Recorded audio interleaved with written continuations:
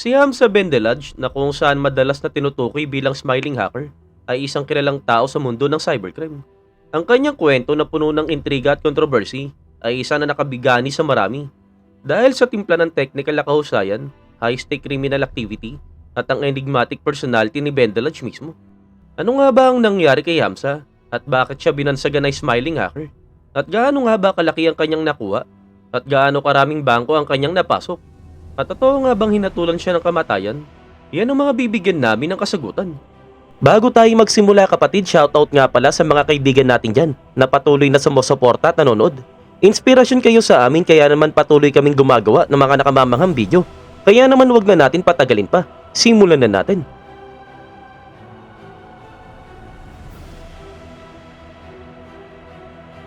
Si Hamza ay pinanganak noong 1988 sa TC Algeria at mula sa murang edad pa lamang, siya ay nagpakita na ng matinding interes sa mga computer at technology. Ang kanyang pinakapagkahumaling sa digital na mundo ay talagang mabilis na umunlad patungo sa hacking at cyber activities. Sa kanyang 20s, siya ay naging kilala sa hacker community para sa kanyang pambihirang kakayahan. At siya ay di umano'y kasangkot sa paglika at pamamahagi ng spy malware, isang sopistikadong banking trojan na nag-infect sa mahigit 1.4 million computer sa buong mundo. Ang spy na ito ay dinisenyo upang magnakaw ng mga financial information mula sa mga biktima nito. Kabilang na dito ang mga banking credentials, credit information, at personal identification details. Talagang malaki ang naging epekto ng spy na kung saan humantong sa napakalaking financial losses para sa mga institusyon at individual. At ang malware na ito ay ibinenta sa iba pang mga cybercriminal na kung saan ginamit ito upang magsagawa ng kanilang sariling pag-atake.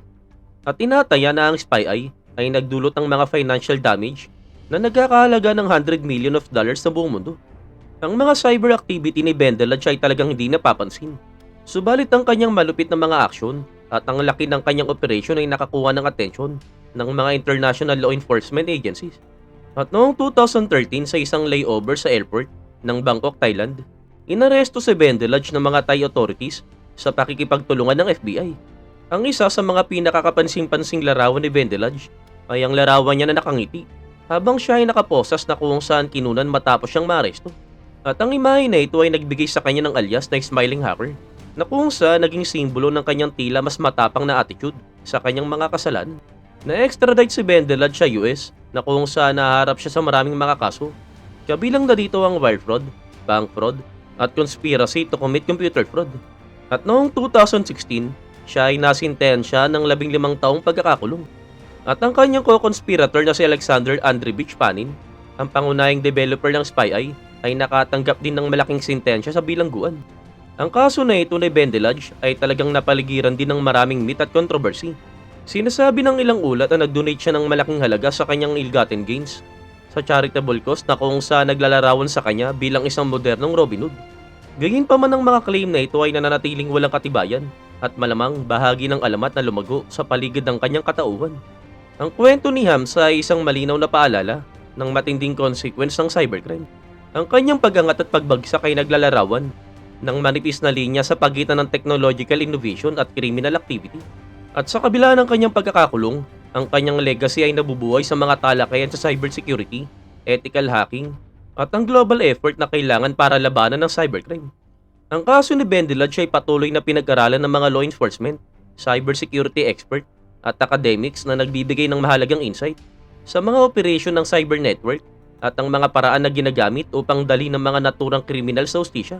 At sa mga nagsasabi na siya ay kinitil, sa katunayan siya ay buhay pa. At walang credible report o announce na nagpapahiwatig na siya ay nakitil. Ang alamat at intriga na nakapaligid sa kanyang kwento ay humantong sa iba't ibang mga rumors at maling kuro-kuro. Subalit ang mga official record ay nagkukumpirma na siya ay buhay at nagsisilbi sa kanyang sintensya. Ngayon, ikaw, may kilala ka bang malupit na hacker dito sa Pilipinas? Ipaalam mo naman sa amin sa komento.